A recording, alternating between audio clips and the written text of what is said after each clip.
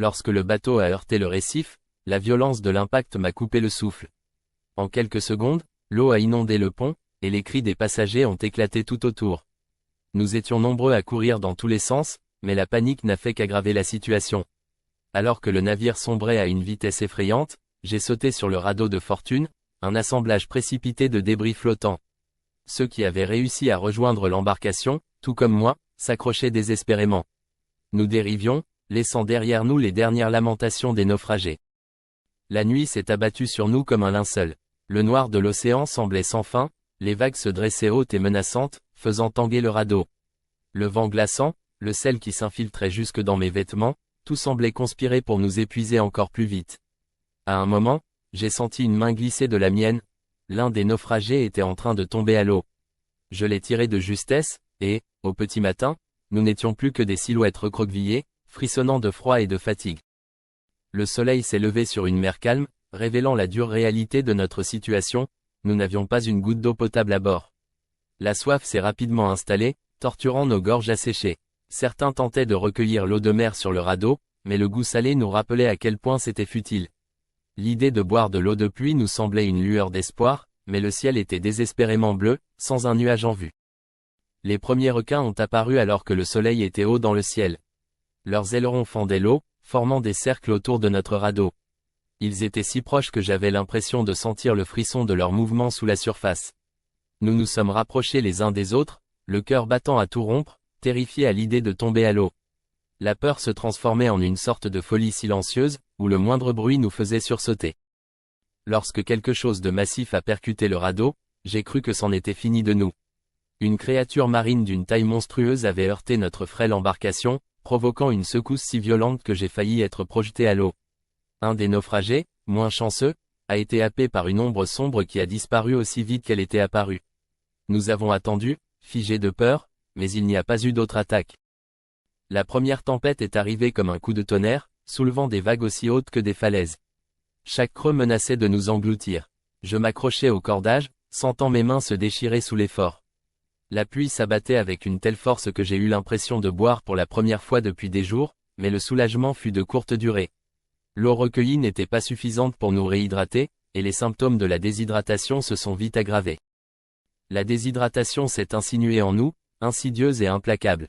J'avais la bouche sèche en permanence, et mes pensées se faisaient de plus en plus floues. Certains commencèrent à voir des formes au loin, des îles imaginaires se dessinant à l'horizon. L'un des naufragés, délirant, a essayé de boire de l'eau salée avant qu'on ne l'en empêche. Les hallucinations étaient plus vicieuses que la faim, elles nourrissaient l'espoir avant de le briser. Un jour, nous avons aperçu un débris flottant à quelques mètres. L'un des nôtres, en dépit des requins, a nagé jusqu'à lui, ramenant quelques bouteilles vides et un vieux filet déchiré.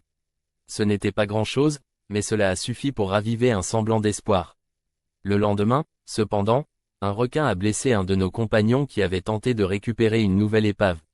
Nous avons improvisé un garrot avec un bout de tissu, mais la blessure s'est infectée, et l'odeur de la chair en décomposition flottait dans l'air. Quand nous avons cru voir une île, nous nous sommes précipités dans cette direction, rameuant avec une énergie que je ne pensais plus avoir. Mais l'image s'est dissipée au fur et à mesure de notre approche, laissant place à l'eau infinie. Le choc de cette révélation a plongé le groupe dans une sorte de désespoir muet, et même les cris des mouettes ne parvenaient plus à rompre le silence. La faim s'était installée en maître, implacable et cruel. Chaque mouvement demandait un effort surhumain. Nos regards se faisaient plus sombres, et la tension montait de jour en jour.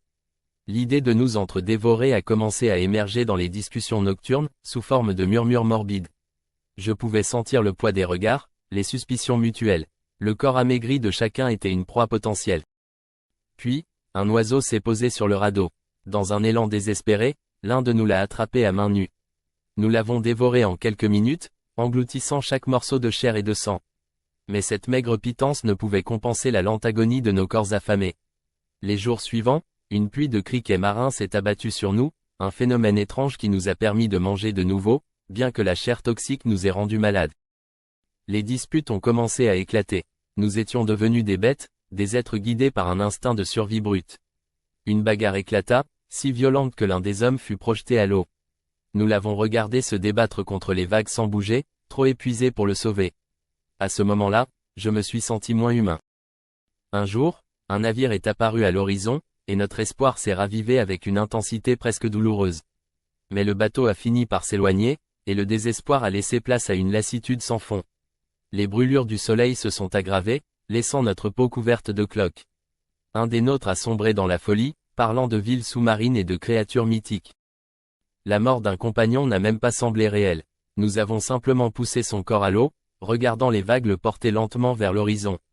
Peu de temps après, un autre des nôtres a tenté d'attraper une méduse. La douleur de ces brûlures nous a rappelé que, même dans notre état de faiblesse extrême, la souffrance pouvait encore s'aggraver. Enfin, des dauphins sont apparus, nageant autour de nous. Leur présence a éveillé quelque chose en nous, un espoir si fragile qu'il semblait pouvoir se briser à tout instant. Peut-être était-ce un signe. Nous avons prié pour que le prochain bateau soit réel, pour qu'il ne passe pas sans nous voir. Et il est venu. Le navire a changé de cap après que nous avons utilisé un miroir pour refléter la lumière du soleil.